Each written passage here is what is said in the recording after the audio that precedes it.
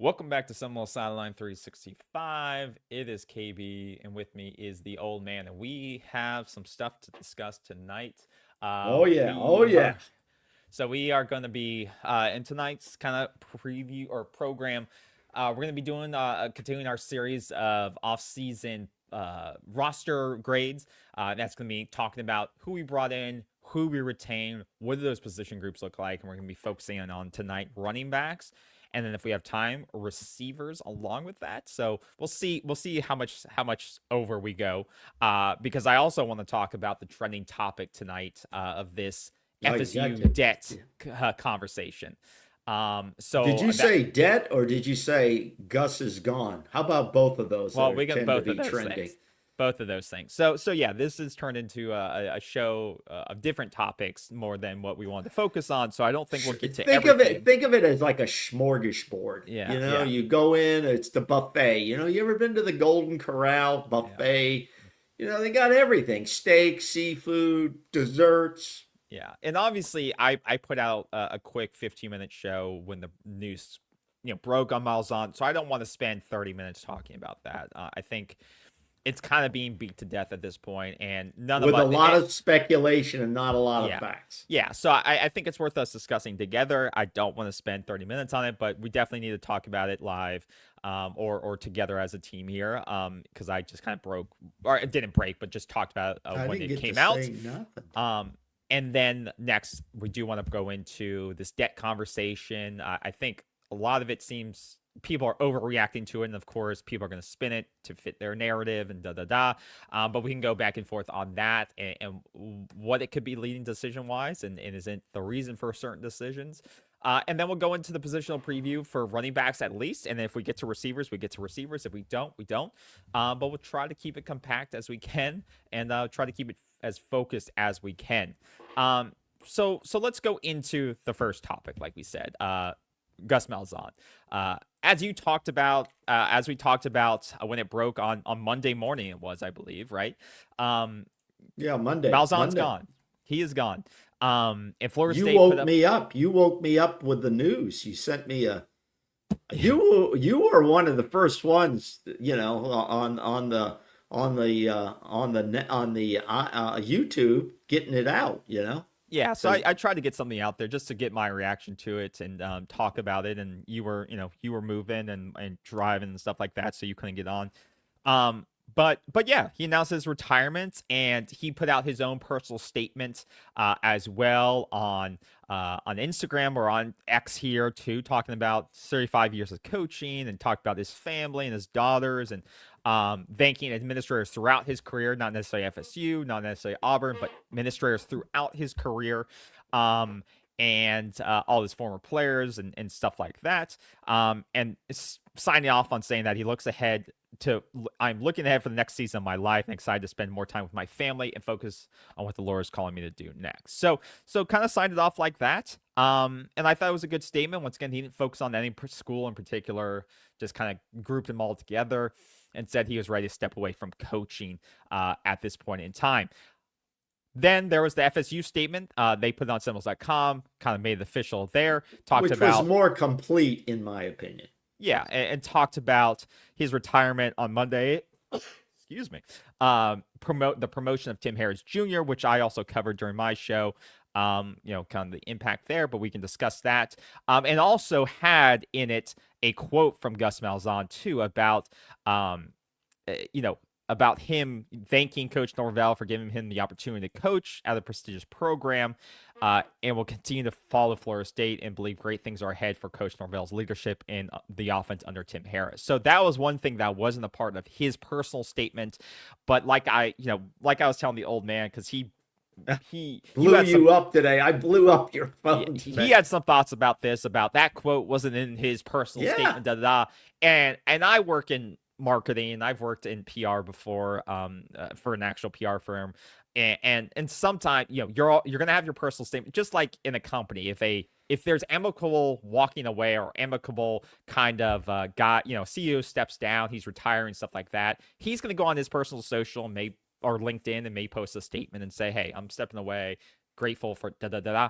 But they also may say, hey, we want to do a joint statement just to ensure that to our investors, to everyone out there that this was on good terms. Can we get a quote from you? They basically the team, whoever on Florida State side, the PR side, the HR, the administrators on that FSU side probably came to him with this statement that said, "Hey, we would like to put a quote in this. Can we get something on the record from you so that we can add it to this article?" And that's what they did. That's what I'm assuming happened. I don't have inside sources that know that. But did you see my confusion? Okay. Did you see my, because I read what you originally posted up. I read what you originally posted that. I saw that under Coach Gus Malzahn on Twitter. And I kind of blew your phone up and I said, he didn't thank FSU. He didn't thank Coach Norvell, which most people would do. I said, that's kind of odd. And then today I blew up your phone again and I'm like, wait a minute. I found on Seminoles.com, which to me is the official PR. Yeah. That's the official PR channel for anything dealing with Florida State. It's not any of these blogs. It's not YouTube like us. That's the official. And there was a more complete statement. So I was a little confused, and then you helped straighten me out. Exactly, because this also has obviously a statement from Norvell, and there wasn't a press conference around this, as far as I know of. But and there, you wouldn't expect one to be. You're not going to have a press conference around a coach stepping down and a guy being promoted from within, right? No, so these are once again, they prepared a statement. They said, "Can we get your input on this, Gus? We would like to, if you have a statement to add to this." Same with Norvell. "Hey, we prepared this. We would like to get your statement to add to this, and then let's go live to the newswire with this." And that's it. That's essentially how these things typically. Okay, and now the only other thing I had a problem with, which I told you about, because we don't really pre-script our shows, but I did tell you that I had a concern about everybody on social media, on the FSU social media side, shows and .coms and blogs and people selling subscriptions. Everybody's blowing up. Well, Mike's the new play caller, and I told you that I kind of got. And I thought I read something that said, well, in a press conference, like it came from some press conference. So I started looking for a press conference on Mike Norvell after Malzahn's retirement, or something to deal with the retirement and him being the new play caller. I couldn't find anything. So I'm saying to myself, this is all, unless somebody wants to, and I'll eat crow if necessary, tell me I'm wrong. This is all just pure speculation by everybody that Mike Norvell now is going to call the plays despite Tim Harris being the offensive coordinator. Now, let me say something. That could well be true, and I believe that could be true, but that hasn't come out from Norvell. It hasn't come out from Seminoles.com and so on and so on. Am I making a big deal out of nothing? Probably. I mean, so maybe. One thing that you are correct that it does say that this Tomahawk Nation article does say during a press conference yesterday, and this article came out on the February 3rd. It said, so February 2nd, it's saying Mark Norvell confirmed that he would be resuming play calling duties following the sudden, but not unexpected retirement of Gus. I want somebody to find that if that was a press conference, it should be posted on Seminoles.com. I can't find it. I cannot find a press conference with Mike Norvell.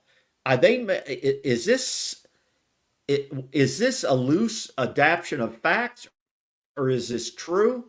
I couldn't find anything on YouTube. I didn't find anything on one of probably the leading. Does. I don't see anything on War Chant, and they're the ones that are at every press They're the right? leader in all this. They would have done something on that. Where does this come from? During a press conference yesterday, Mike Norvell, this is from Tomahawk Nation. 24/7 Sports is also reporting this, but once again, there's no clip of it. You would think if there was a press conference, they would have that clip of it. It has to be. It has to be. So I agree with you. It is weird that they're all promoting this, that it came out from a press conference, yet there is no clip of that press conference. And there is. I'm going to write an email. And all these guys are press. I mean, 24/7 Sports is press.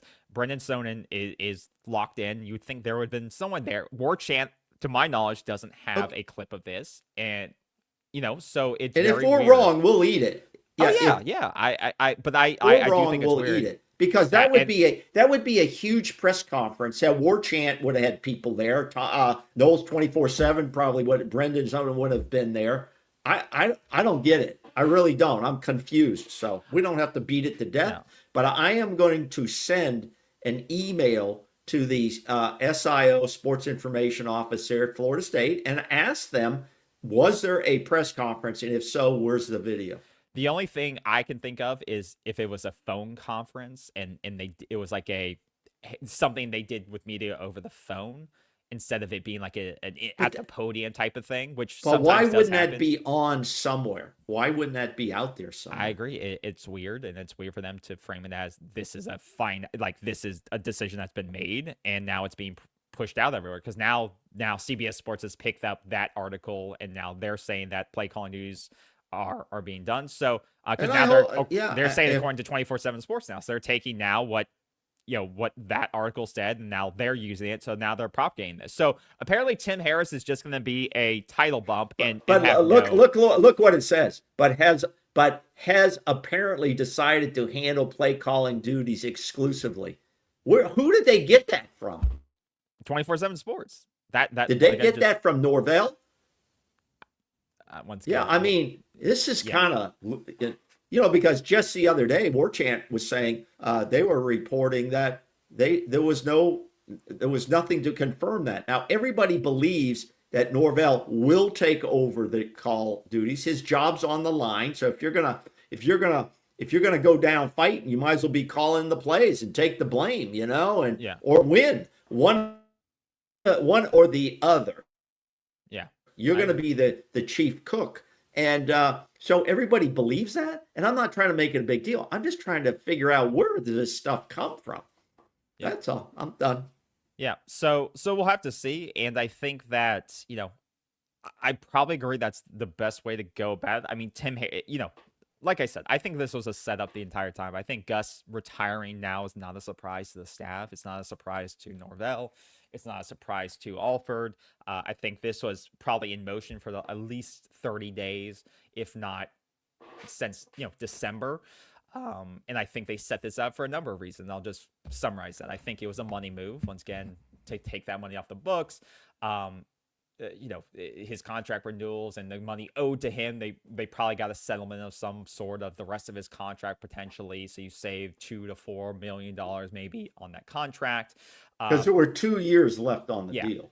Also, you then by doing it this late and roster is essentially set, it doesn't set the expectation that you're going to go out and sign a new multi-year high-profile coordinator. You're just going to promote from within, because based on him retiring and them already announcing a replacement, it shows that it was pre-planned, that they already knew who they were going to go with, and that they were just going to plug a guy in already on the staff, already on a contract, and that it was kind of this is the plan all along, and you didn't have to fake it like that. Or if they had done this in December, the fans and everyone else would have expected it, that they go out and they go hire somebody who's high profile, because you need somebody to recruit those players to help recruit. Plus, it would have been disruptive to to signing day and signing day and stuff like that. So this was definitely pre-planned. How big of an impact does it have on the season? That can be debated. We talked about during the course of the season that the offense definitely got better, but it definitely stalled out in a lot of your big games. When you look at the ACC schedule, I think they ranked not very high in terms of offensive efficiency. The yardage was there for a lot of the games, but in terms of offensive execution and points on the board and points per game in ACC play, it wasn't that high. You didn't rank very high. So there was definitely things that needed to be fixed. And if Malzahn wasn't in it, it seemed like he was almost going to retire at UCF. And now he's finally done it. If I'm Mike Norvell, I probably don't want to risk my career at Florida State on a guy that has 1 foot in, 1 foot out. But you let me. That's been talked about a lot in social media the past few days. That everybody's. Some of the leading people in FSU football stuff, talkers talking heads have said just what you said, that Gus Malzahn was, after the Alabama game and maybe the two cream puffs, that he was disengaged in the process. I didn't say that though. So don't. You're quoting other people. No, I'm not. I'm quoting myself, and I'm saying after the season. This is I'm saying after the season. I didn't say he. You meant after the 25 season, exactly. when that ended after the Florida game. But okay, so I'm not saying he sorry to interrupt. Sorry to interrupt. Game. But people are suggesting now, and are suggesting from other programs that he was disengaged. He had one foot in the whole time, and Mike and him didn't get along. And I don't believe that. I'm wondering. And then they'll use the word, well, it's, some speculation, but they're putting this out there like they've had inside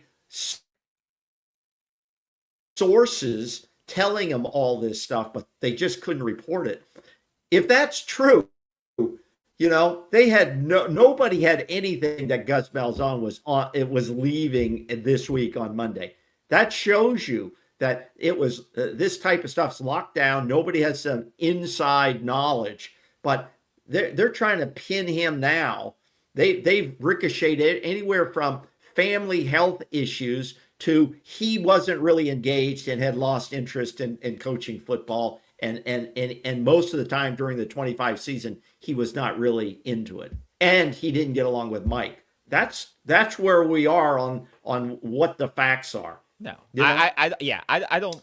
I'm not facts, push the narrative. What the speculation is. I'm not pushing the narrative that he quit in the middle of the season. We don't know.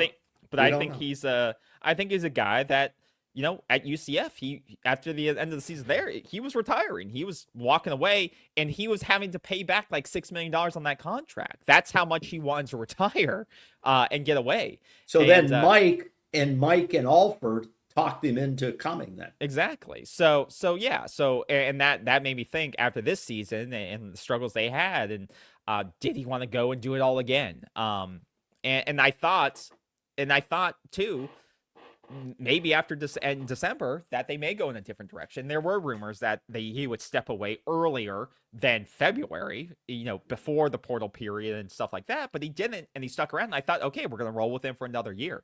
Go back to our shows 2 months ago, and we were talking about then, is he going to go away? Because they made a lot of staffing changes, but no, he stuck around, and I thought he was going to stick around for the 2026 season. But they set the whole roster before he stepped away, which we'll talk about, or we can talk about it now. I don't think, honestly, it's going to make too big of an impact. You can talk about the similarities of what Mike Norvell wants to do and what Malzahn's offense wants to do. I think it's going to be less gimmicky. I think it'll be less, there you won't see the 5 running back or the 7 running back rotations, which is a positive. Mike Norvell at Memphis wanted to establish a strong run game. That's what it was known for. Every coach does. And they didn't have star running quarterbacks at Memphis when he did the things he was doing there. But he had a strong running game and put athletes in the best position to succeed. And I think this roster and what they've done, it hasn't been a great offseason. Like, they're not at the top of the transfer portal rankings because they had to get a lot of the under radar guys just because of they had to fill a lot of the holes.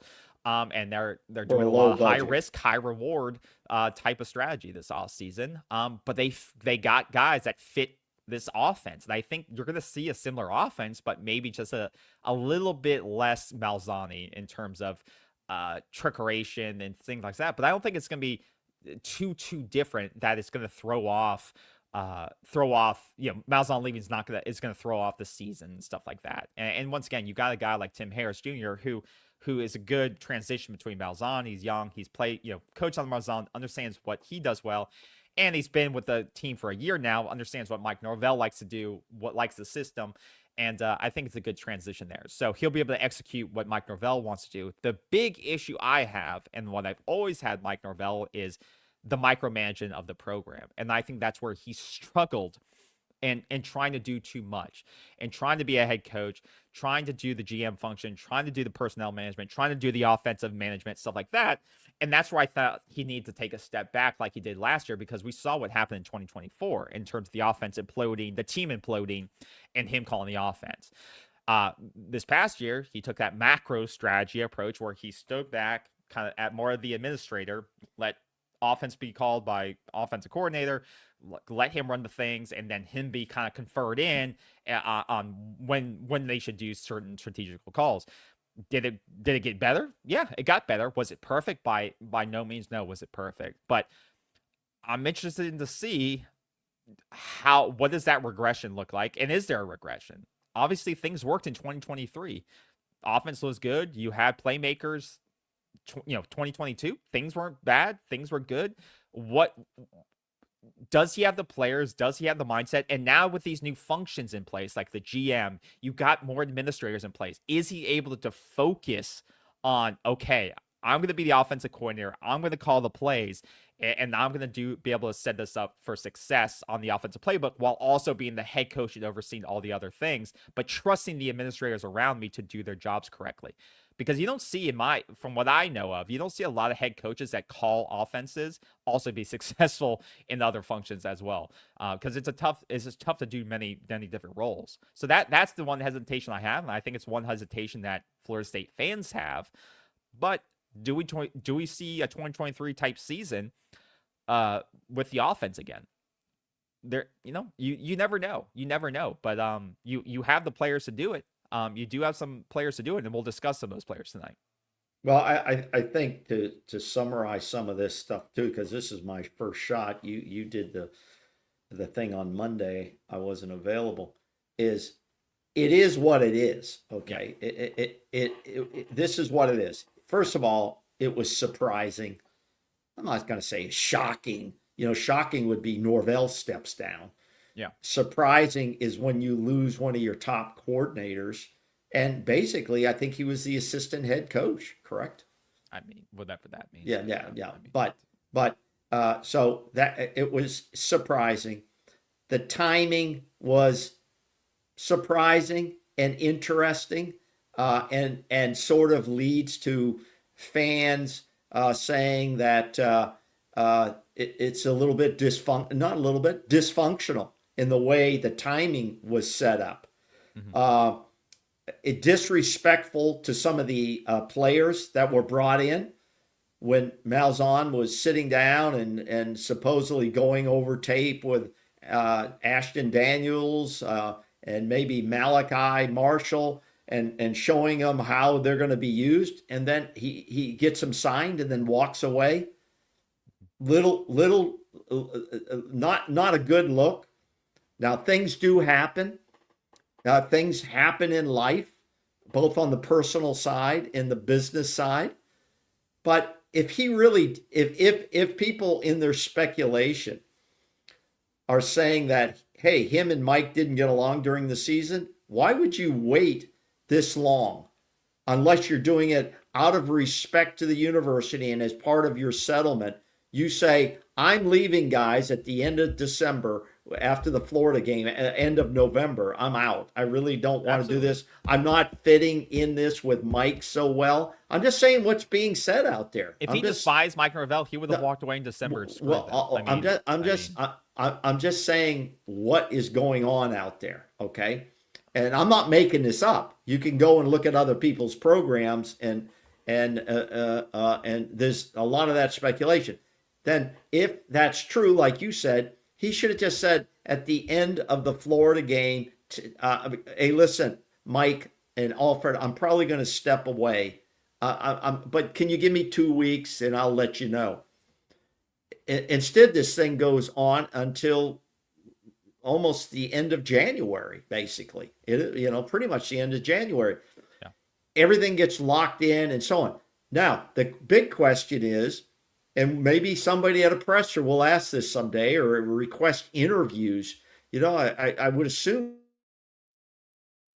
these programs that have this elite access to the coaches and the staff and Alford and all, they would be asking these questions. Was this set up this way? Which they probably never admit to, right? From a PR standpoint. Mm-hmm. And so on and so on and so on.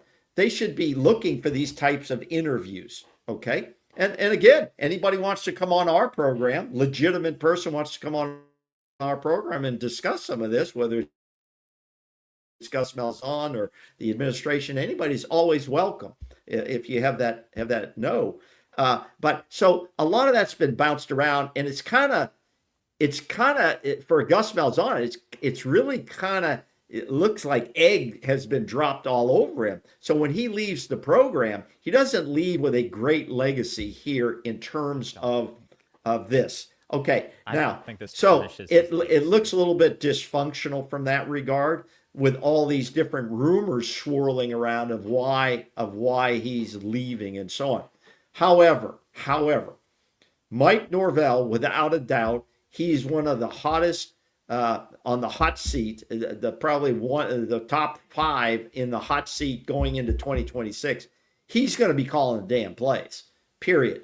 Under this, he's not going to let Tim Harris hold Mike's future, his future in Tim Harris's hands. That's not going to happen.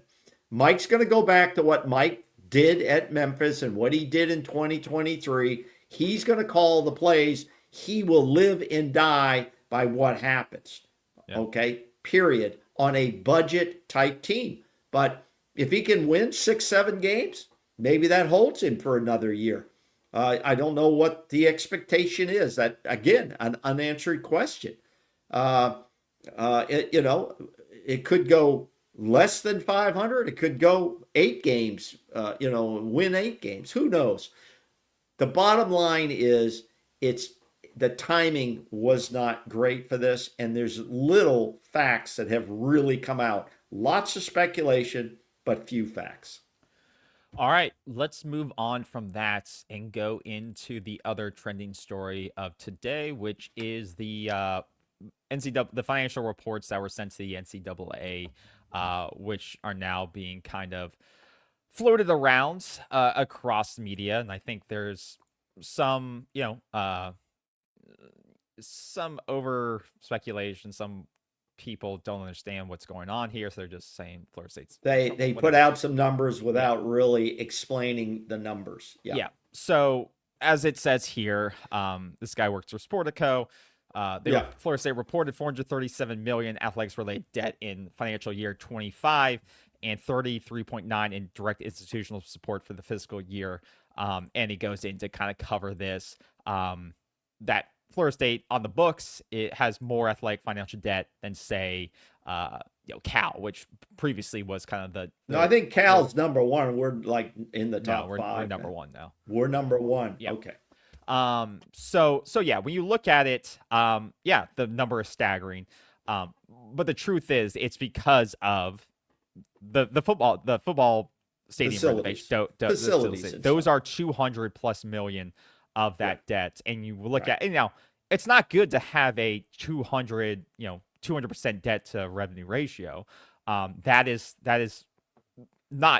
concerning when you look at it, because things could happen, because that debt ratio and those revenue bonds that you have associated with that debt are related to the revenue generating assets, the revenue streams, ACC conference distributions, Seminole booster membership fees, ticket sales, premium seating surcharges associated with those renovations, and sponsorship and advertising. If something like a COVID happens again, and things are locked down, you can't play football games, then things get dicey for you, to the ability to pay back those things. If your team continues to suck, and you don't perform well and people don't show up, or if you're not shown on ESPN, but you're shown on ESPN Plus, or you're shown on whatever that garbage network is, I forget the one. The CW. Yeah, exactly. The CW. And you're not on major, with this new ACC deal where you get paid more for higher ratings, which Clemson and Florida State sued for, essentially, bigger revenue distribution. Then Miami. Then that hurts your ability to pay that back.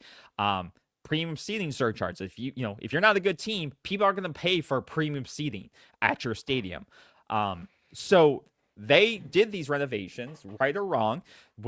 They took on that debt. They issued bonds for that, because Florida State doesn't have the booster network to pay as you go with these projects. And that's what a lot of people don't understand, is that a lot of these bigger schools like Clemson, and those doing these renovations, and Florida State has done some pay-as-you-go modeling for, I believe, Dick Howser Stadium was kind of a pay-as-you-go model, where they would raise and then renovate, raise and renovate. I think they may be doing that for the soccer stadium potentially as well.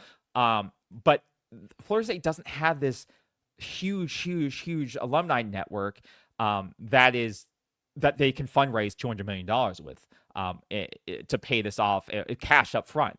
In that regard, they had to come up with a model for this to do this this first renovation in 75 years and kind of modernize the stadium. Now you could say, well, do they really need to modernize the stadium? Do they think they're going to make back $200+ million? You could debate that. Was it a risk worth taking on, especially with now the new revenue sharing model and the house settlement where you have to, $20 million per year that you have to put on your books to pay student athletes? That taken away from your revenue and that being on your balance sheet, was it worth it? Maybe not. That's where you could go after the administration and say, do we really need, could we have done $100 million worth of renovations and been good enough? Do student athletes really care about the look of the stadium and premium box seats? What is the ROI on those box seats going to be? What is the direction? If we win, we'll make money regardless of what those seats look like, because people will show up. We'll be on TV. And that's where most people are. That's where we're going to make our most money, is through advertising on TV, is being on TV and being on the major networks. And you got to get to the playoffs and get getting more to the money doing that. Yeah. Just like we saw with Miami getting $20+ million for making the playoffs and making their run. That's a fifth of that total, right? Of that debt you have. So yeah. If you don't have a good program, you're not going to be able to pay that debt. And also, did you have to go all in on that facility in particular? So that's where you could debate it with Alford and the administration. But by no means is this necessarily the doomsday scenario like people are making it sound like. People take debt on construction all the time. And I think these are AA bonds that they have out right now. It's long term. It goes out to like 2044. Yes. Okay. Yes, you are correct on that. So it's not like this balloon payment is going to come next year and they're on the hook for it. Now they are. I think the annualized schedule for payments is like $25 million per. It's a good amount, but like you said, that's why it's so important for them to be successful. They need to be successful, right? To once again to bring in the revenue, but also to keep up with those payments. But this also does come to play why you also can't necessarily pay out Mike Norvell last year, right? Exactly. That does come into this whole equation of why you couldn't pay out all the coaching staff and pay out Mike Norvell's contract, because you didn't want to add $100 million to that debt payment. And you don't want to go out and get some high-priced OC now, and you got to get bargain players to come in for a year or two. Yeah. You're paying money's a real thing, You're paying $25 million in interest annually on that debt. So that's the thing. It does add up. Make an extra house payment each year. Yeah. So it is a good amount. It's huge. A good amount on debt service. Absolutely. So the better they are, the quicker they can hopefully pay off that debt. But right now, when you're 5 wins, selling those premium seats to high priced donors and getting those revenue streams you talked about is going to be tough. And getting to the playoffs where like you said, you get the most revenue, $25 million for that trip Miami did, plus that isn't shared with the rest of the teams in the ACC because of the structure of it. And you're missing out on the $30 to $50 million that the Big Ten and SEC teams are getting from their TV contracts. That is a lot of money to pay back. But like you said, it's not due tomorrow. It's not due for 20+ years. It's still a lot of money, though. I think all of what you said is right on, and it even puts more pressure for Florida State to get out of the ACC. Yeah. Because by 2044, if they're not out of the ACC, I don't see how they would be able to do it. I don't see how they'll be able to do it. No. So it's very important that they start making friendships, the right friendships, SEC and Big Ten, and there was a rumor that the whole ACC was going to be incorporated with the Big Ten. I'm going, there's so much speculation, but the bottom line is Florida State needs to take care of themselves. They went to court to take care of themselves. They need to follow that plan. And it's going to be interesting too of how that debt number and how that interest payments, how that affects the way they. I do think it does play into how strict they are with NIL payments, and we've talked about how Florida State seems to play around with that invisible cap number, right? How some teams flirt around with the house settlement, $20 million, and can you go over, and are other ways you can give money around the stuff like that, and how some teams seem to go all in and spend above that in other revenue streams and stuff like that. And Florida State seems to be very strict, especially this year. Felt like they went very strict budget friendly, Motel 6 type budget friendly. Probably the only guy making $1 million on this team, I'm going to guess, is Deuce Robinson. Yeah, and everybody else is going to be under that number. That and it is what it is. It is what it is. You only have so many checkbooks, And so to your point, they're not going to go belly. It is a lot of debt for a public university, absolutely. But to your point, that debt number, that athletic debt number, does squeeze them in other ways, because you don't want to be the one. Alford doesn't want to be the one that keeps adding to that number. He doesn't want to be the one that keeps adding to that debt to revenue ratio number and being the highest in the country. To your point, he will not be around to see it paid off, and Norvell won't be around to see these debt paid off over 2044. Not unless I'll be lucky to be around. Not unless they make a quick move out of the conference. But yeah, it'll be significant. But like you said, he is feeling the squeeze to make smart financial moves, and we can always debate whether the facilities were worth it or not. But we'll see. But that's it on that. Now it's time for the discussion on the positional groups. So we did quarterbacks. We talked about the grades on the quarterback room and how those come into play. We did that prior to Gus leaving. Yeah, and I'll caveat that any of these discussions, pre or post Malzahn, like I said, I don't think it really is going to affect who they brought in my opinion. I don't either. I don't think it's going to have a major impact. So I'm going to kind of treat it the same way in this discussion for this part of the discussion. So I want to look at the running backs here. I'm going to put this up on the screen. So we kind of look at, and I'll make this a little bit bigger here. So you see who we lost in 2025. Gavin Sawchuk. You lose 5 running backs from last year. But the issue is that you were utilizing 5 to 6 running backs per game, which I think is a major issue. It was fans weren't happy with that. I don't think Gavin Sawchuk was maybe happy with that. I wasn't happy with it. Yeah. I think most people weren't happy with the running back rotation. I know probably some of the players weren't happy with it. Gavin Sawchuk has moved on to Northwestern. Jalen Lucas is now with, I believe, Tulane. Is it Tulane? Yep, correct. Good Tulane, call. Yeah, no, you are correct on that. But I think they did a good job in retaining the right guys.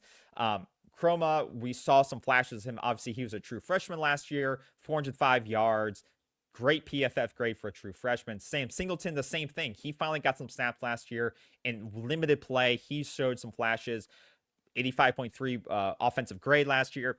We don't know if he could be a star. Could he be just a good running back? But regardless, I think it was smart to retain him. But I think the bigger thing was that they went out and then added a couple of guys to the room that I think add value.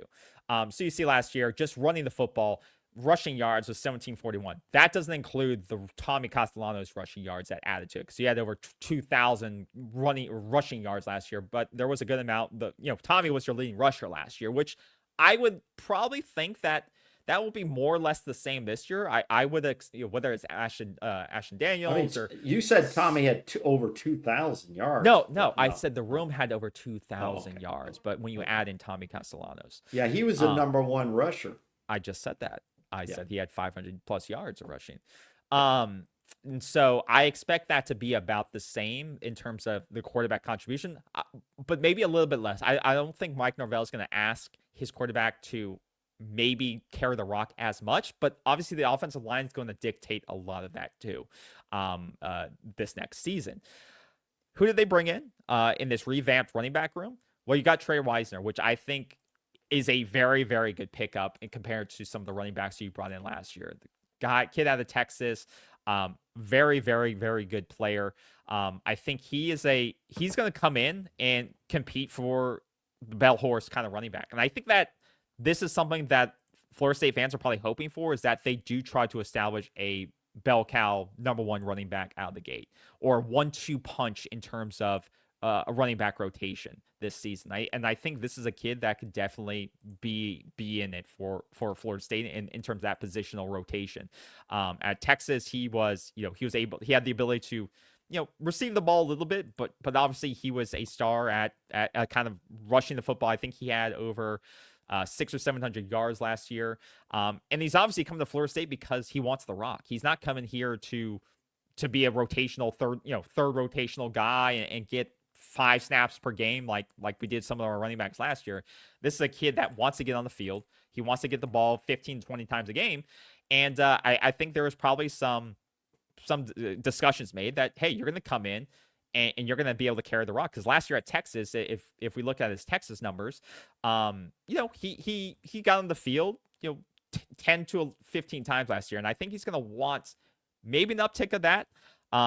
And 600 yards, 3 TDs last year for Texas, but very, very efficient with it. And not a terrible blocker, not a great blocker in run blocking when on the field, but comparable at that. So I think this is a really, really good pickup for Florida State with very, very high upside. I mean, last 2024, you had almost 1,000 yards rushing. So I think it's a very similar pickup to Sawchuk, like you had, a guy that's shown that he can do it. He's got great experience, has shown he can be close to he can be a workhorse runner if you want him to be, but I think he has higher upside than, say, Sawchuk does in terms of his potential of being your number one running back if you want him to be that.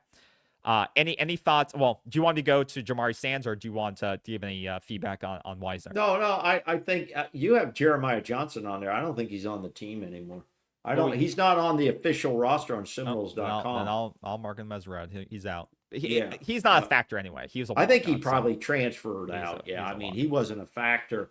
The guys that are a factor, you've already hit on, and that's Tre Wisner. Obviously he wants to get as many carries as he can, unless he's a complete failure in spring practice and fall practice. He should be seeing the ball at least 15 carries a game minimum. Singleton and then Kuzmar will be Kuzmar. Oh my God. Cromar. I'm sorry. Kuzmane Cromar and let's see. Singleton. Those are the guys we got to find out if they can play behind Wisner. And they're very capable. Very capable. And then you have the fourth guy, and that's Sands. Okay? Yeah.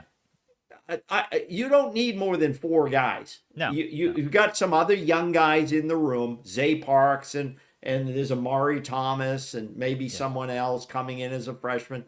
You've got guys. So these 4 guys should be more than capable.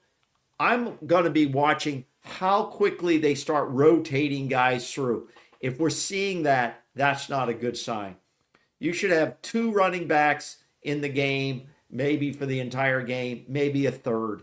There can be some situational stuff, but I expect Wisner to get a majority of the work. Yeah, I think, like you said, they found their 4, and I think what they found in a guy like Jamari Sands is that from FAU, he's got good experience. He's played 2 seasons as a true sophomore and a true freshman. But he's a receiving threat. That's what I like about him, is that this is a kid, when you look at his receiving yards last year, 223 yards receiving last year at FAU, 44 targets, 40 receptions. This is a guy that they look to consistently every single game last year to go ahead and catch the football. And Wisner too. Wisner had decent receiving. Yeah, looking at Tre Wisner's numbers. And I think that's important. Yeah, I think exactly. those are important numbers. He had 146 yards last year receiving and a touchdown. Yeah. So both those guys are capable receivers. Jamari, though, too, to point out is that he has an 82.6 pass blocking grade. And I think that's a reason, too, why some of these younger running backs struggled to get on the field at times, is that maybe they weren't always capable or willing blockers. And I think that's also a major add to this, because you may need to add them to pass coverage if certain offensive linemen are struggling, or you do want to pump it down the field to some of your talented receivers. But I think adding guys that are capable blockers like a Jamari Sands, who held up very well in pass blocking, is a major addition. So I think you've done well to find two guys that maybe, I think Tre Wisner may have been a more premium pickup. I don't think he's $1 million running back, but I think he's probably on the higher end because he's got good numbers and he's got great talent. So he may have been one of your more expensive pickups. Jamari Sands is probably a good value pickup. But the yardage and the grade wise, you got better by the guys you picked up and the guys you retained. And then yardage wise, you're not far off, because once again, you were utilizing so many running backs last year, it was ridiculous. So I think, like you said, we found the four guys in Zay Parks. Once again, I don't know where he stands on anything, but these four guys, I think Florida State fans should be happy with. These are four guys that are capable. You can start a rotation with, whether or not you use Jamari as more of a utility receiving, kind of that Jalen Parks type of role, or if a guy gets hurt, a guy's banged up in spring, then you have three that are more than capable of carrying the rock 15 to 20 times per game. It'll be interesting to see how this plays out. Which of these guys we got to figure out is going to be the 4th and 1 guy, the 4th and 2 guy? Is that Uzme? I think that could be Sands or Cromar. Yeah, I think they're bigger backs, I believe. Yeah, Chroma I think should be that guy because he does have a after contact yardage rate that's incredibly high. But my only problem with Cromar, he in my mind, he tends to get to the line a little bit slower than a guy like Singleton. I can't comment on Sands. I haven't seen him play that much, or Wisner. But I think the room is in good shape. Yes. I'm going to give that room a B minus, maybe, in my grade. Yeah. Starting, early preseason, I'll give it a B minus. I like the capabilities there. That I would go to bed and sleep okay on those guys. I'm going to give it a B, a solid B, because I think it's you have guys that have experience, Tre Wisner and Sands. And then you also have guys that got burned last year. None of these guys are inexperienced. None of these guys are coming in raw or green. None of these guys are like that, which is positive in my eyes. Right. And I think you have a couple of guys here that have breakout potential that could be 1,000-yard running back, could be the next Trey Benson, potentially, if things go your way and they have an incredible offseason. And Wisner and Chroma, I think those guys have the potential to be a Trey Benson in an offense that could have incredible years. So having a wild card like that, I think is a big positive. So I think a B plus is great. And then cutting down the amount of bodies in the running back room, I think is also a positive, because that shows commitment of this is what we're going to do this year. We're not going to have a bunch of noise. This is our lineup. And just play football. Play some good, solid, basic football. Yeah. You go into the game with two running backs that you think are going to carry the rock for the majority of that game, and a third guy ready to go. Yeah. When somebody needs to tap out and get a breather. Don't make this complicated. I think football has become so complicated, you're taking away the abilities of a lot of the players. Yeah. So, and you're not going to please everybody. We're not in the pleasing business anymore. We're in the performance business. And when you get your shot, you got to take it and be productive. Yeah, absolutely.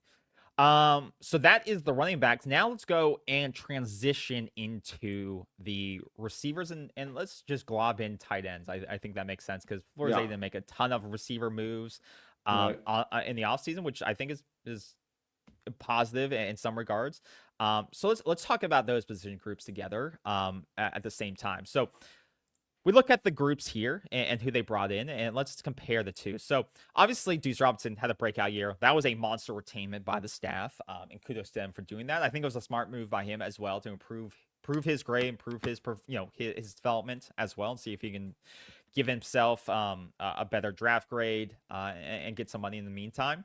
But you lose a good amount from your receiving room. So you lose LeMay McCoy, which I think is your biggest loss. Randy Pittman was a receiving tight end, utility guy.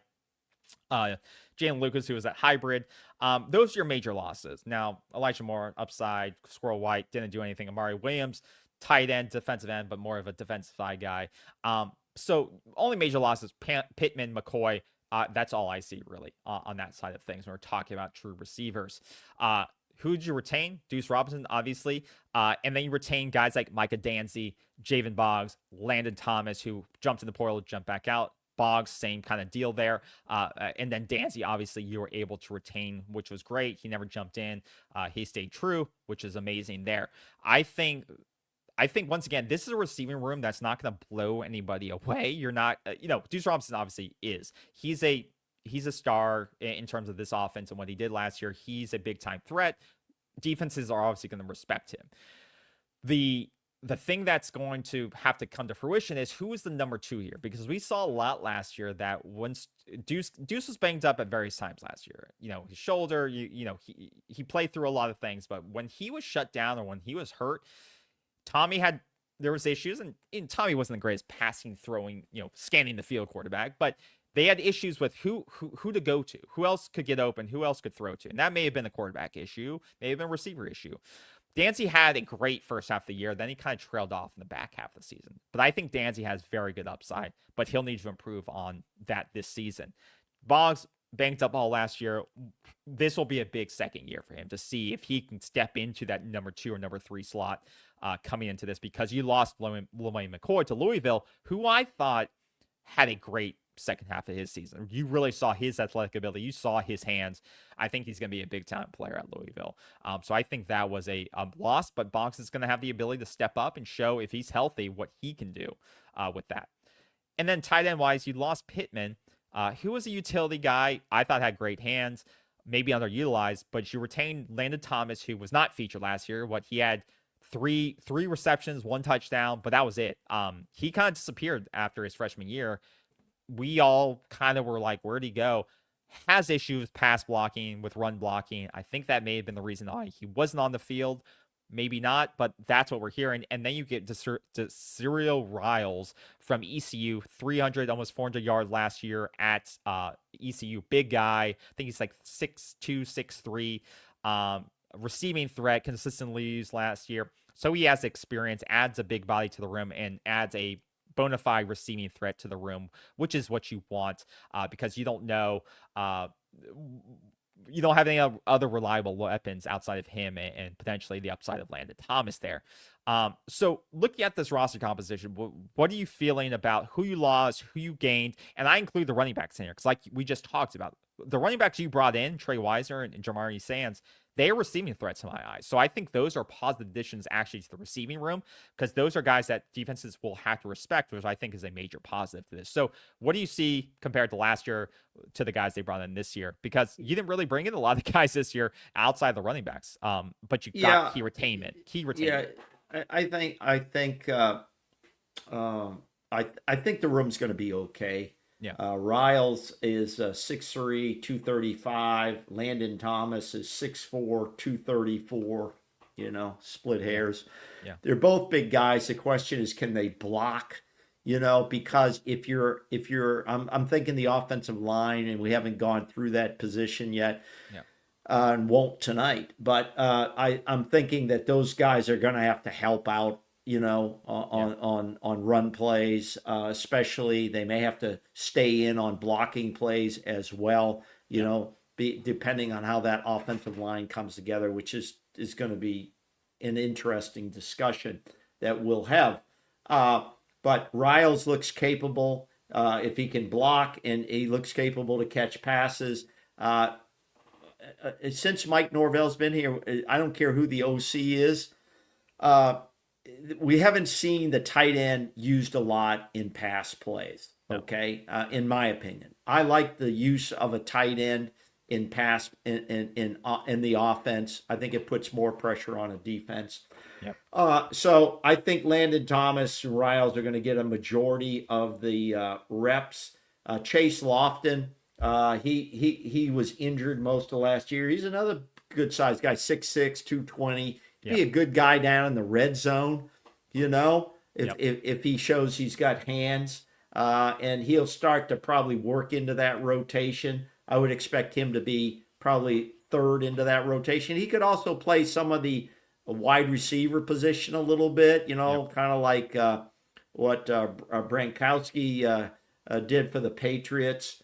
I'm not comparing the two, but they're high on Chase Losman. He just hasn't been on the field a lot. The rest of the room are basically unknowns. And so I'm probably going to give that a C plus grade. I think they have something to prove. I think Riles has something to prove coming in here. I think he wants to up his game to get a look at the next level. And so we're going to see. But C is the best I can give that room at this point. What would you have given it last year? I'd probably give it a B minus last year. Do you think it's regressed? You think it's? I think so, because I haven't seen. I don't know what to see of Riles. If Riles doesn't produce, I think the room could struggle. Okay. I think that's a fair assessment. So that loss, if he doesn't produce in this system in the ACC level, then it's a loss. I would tend to agree with that. And like you said, I think it was key to keep three of your top receivers or two of your top receivers in Dancy and Deuce. I think that was major. Pittman, I think, was a loss, like you said. Wasn't a key receiver, but made some key catches. Riles, production-wise, is above him, but once again, that was at ECU versus kind of a Power 4 team. And there's a lot of unknowns to your point. There is, we haven't talked about Tashawn Gelsley, 6'4", freshman last year, didn't really play. There's a ton of guys on this team that aren't Chase Lofton, you mentioned, Tariq Mallory, also another freshman who didn't get on the field, who I believe is still on this roster, who didn't get to play last year. He's 6'5" guy, a big body. You also got another kid that who's going to be on this roster, who just signed, Jason Lopez. That's a kid that people are very excited. This is a kid you got out of Chaminade in Miami, out of Miami's backyard, who was predicted to go to the Hurricanes, and you got him and signed him. Tim Harris Jr. signed him. That's someone that they're very excited about. He, to me, looks like a slot guy, Yes. Yeah. That is a who could take Boggs' job. Yeah. A possession type receiver. Yeah. Yeah. Like, who's the guy from Miami? Malachi? That guy's a little dude, man. Now, Boggs is still on the team. So that's what I'm saying. You still got Boggs. If Boggs doesn't work out, this kid's going to come for his job. That's what I'm saying. There's a lot of unknowns, though. Boggs didn't really produce because he was banged up last year, and look who took his spot. Someone took his spot. But you don't see many freshman wide receivers except like Boggs, and they're still high on him. I think it's going to be an interesting year for Boggs. I don't know about the Lopez kid. It could be he's probably got to need a year to see, but we'll see. Yeah, I don't think anything's going to be guaranteed, and like you said, I don't think they're going to need a third receiver. They're going to need that slot guy, and I don't think Boggs coming off banged up year is going to be guaranteed. He's going to have to show up because I think someone's going to come for that slot, and I think it would have been. I think Lawayne McCoy would have been that guy because he showed up, and now he's gone. So I think it's really up for grabs. So it'll be interesting to see because I'll agree with that. I think this is probably a C plus, B minus, just because there are those unknowns about who's that third slot receiver going to be necessarily, or how's that rotation kind of look like. And I think that tight end room is a little bit unknown right now. Does Landon Thomas become a starter this year? Does Jamari Sands, does he pan out at this level against this competition? I don't know. Randy Pittman felt like a natural fit. He felt like he played well. He caught the ball when it was thrown to him most of the time. Pittman was good enough. He dropped a few, but he contributed to the team, and that's why he found another home pretty quickly.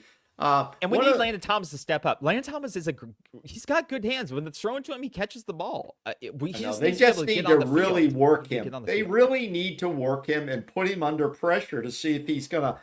be able to handle this. Okay. Yeah. I mean, I think he's going to get his opportunities. He's going to be big into the rotation until he proves otherwise, I think. Now, one of the questions that came in, and we're not doing quarterbacks tonight, but I'm going to address it in general. With Gus gone, does that open up a true quarterback competition? I'm going to answer it this way. I think every position is open for competition. However, I think this year they're trying to find a team. They're trying to find the best 22 guys they can put out there, okay? And then capable backups, another 22 guys. I think I would be shocked if Ashton Daniels is not the starter. We're not going to do quarterbacks, but I wanted to answer that question. The rest of the guys on the receivers and tight ends, it's an open competition. I'm not sure it's that open at quarterback. I think Ashton Daniels will be your starter. I would be shocked if he isn't. Malachi Marshall who is making a big splash in social media. I hope he understands. I don't know if Norvell has a policy about social media, maybe just when the season starts. But Malachi Marshall is out there pretty active on X, on Twitter. And I think he's got a YouTube thing going on. So he's coming in and he's flashing it, man. So I don't know. We'll see how all that works out. Okay, enough of that. But I'll just say too, I think with part of this roster strategy of the types of guys they brought in, because you look at the guys they brought in, kids from Troy and Iowa, there are a lot Illinois of schools State, you're not Stephen used F. to Austin, hearing about, right? FAU, Southern Miss, Lafayette, Bowling Green, North Dakota, and you do have some ECU. You do have some big time schools like Texas A&M and Auburn and Notre Dame. So you do have those too, but you have a lot of schools from non-Power 4 colleges or universities. I think you're gonna have a lot of guys that are looking to prove themselves.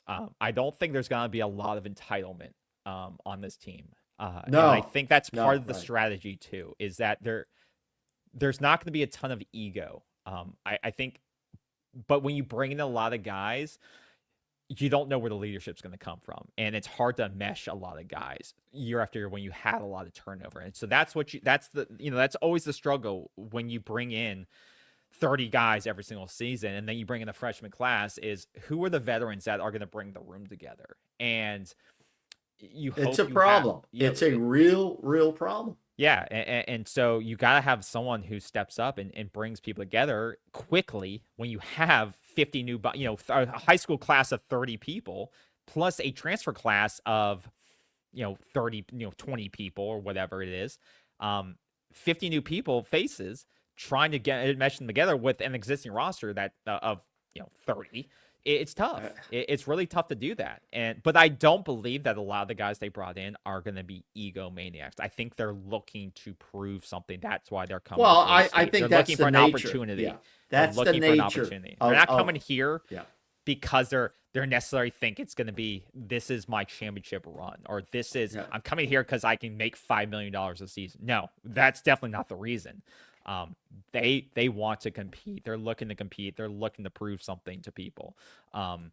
There's a few guys. There's a handful of guys on this football team, mostly returners on defense and on offense, but a handful when you accumulate them all together that probably have a good sense they're gonna be starters. The rest of them are wide open. Are wide open. Yeah, and that type of strategy can be good because it can bring people together for a combined cause of, we want to prove to people that we belong, and this is why they find that thing together. Or it can backfire because people are trying to do things themselves. They're trying to promote, they're just looking out for themselves, and they're trying to put their own selves on tape and stuff like that. And when you bring too many people in, they don't mesh. And so we'll see how it pans out. And maybe you don't have enough high impact players because, once again, you didn't spend enough. But we've seen from the Indiana model, which is did Indiana go after very old players plus guys that have a lot of experience.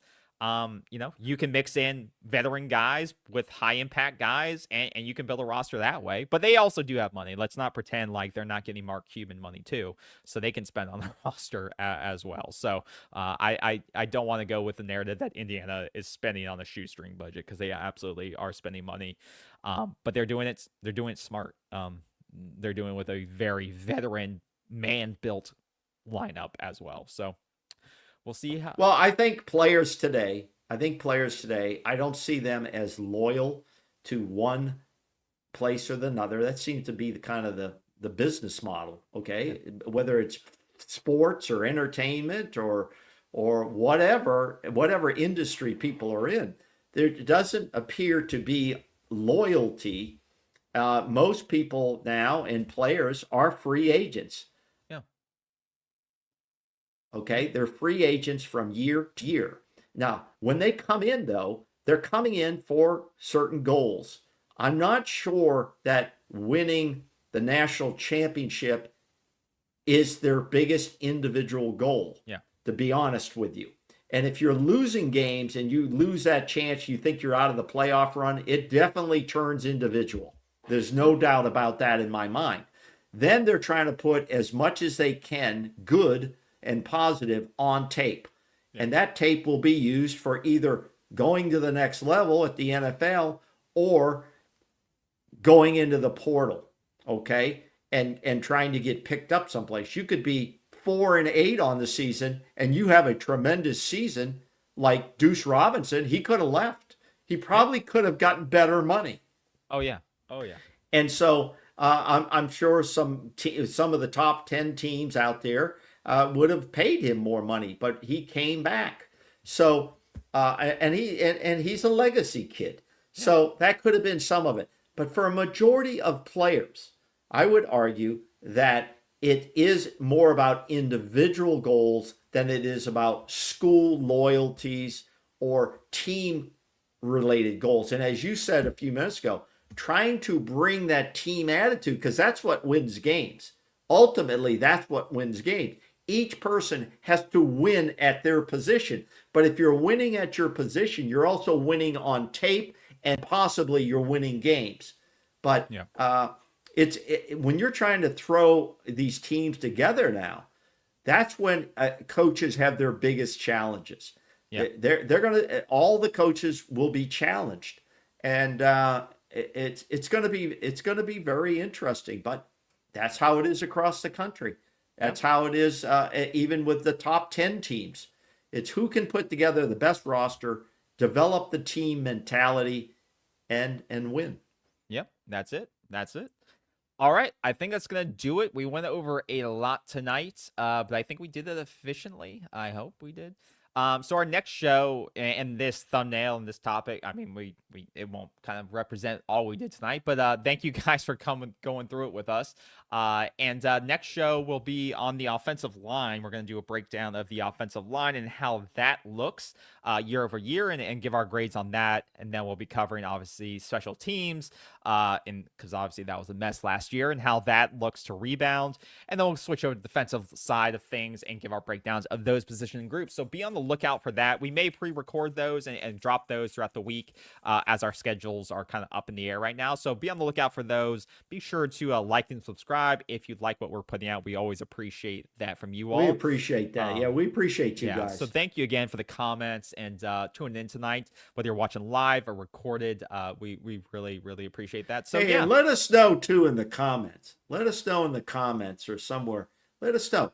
If you want our phone line to come back, you'd like a night live with some phone calls, and you guys will, you want to do this. Some people are afraid to pick up the phone and call and talk on the air. But if you'd like that, let us know that too. We're here for you guys as well as ourselves. We do this because we enjoy it, and we do it because of your interaction with us in that regard.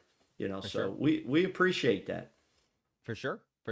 All right. Thank you, everyone, for coming out tonight. We appreciate it. Have a great rest of your week. We will see you all very soon. And as always, go Noles. Take care, everyone. Take care. We will see you soon. Have a good one. Seminoles sideline 365.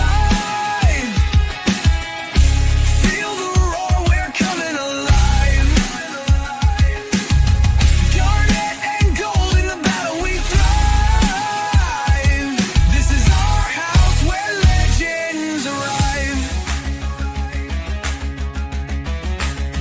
Every yard we take, it's blood.